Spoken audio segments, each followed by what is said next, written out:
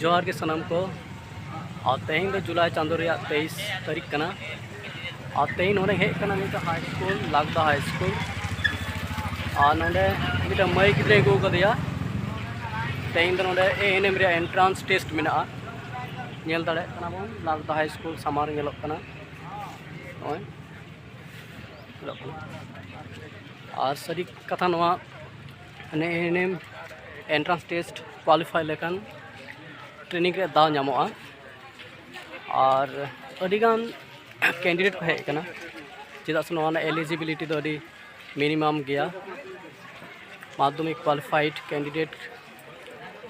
ताहलेन खान के नवा entrance test रे दुरुब गानोआ नेल दाड़े कना बो ओना खातिर लई गानो नवा ना कॉम्पिटिशन दो अडी टफ हुआ। ठीक है चलो मुझे कतार बन जापामा हाँ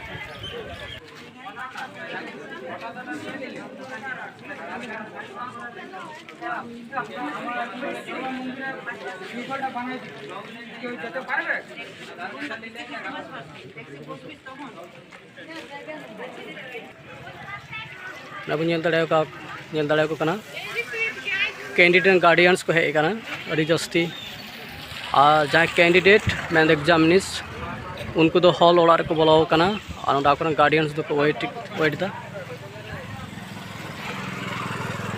और नोते हूँ हेज कना मिट्टा मई अगू कदिंग और नोते गाड़ी दोहो कदा नोते रोड साइड रे गाड़ी दोहो मेना तिया ना पे नेल दाड़े कना।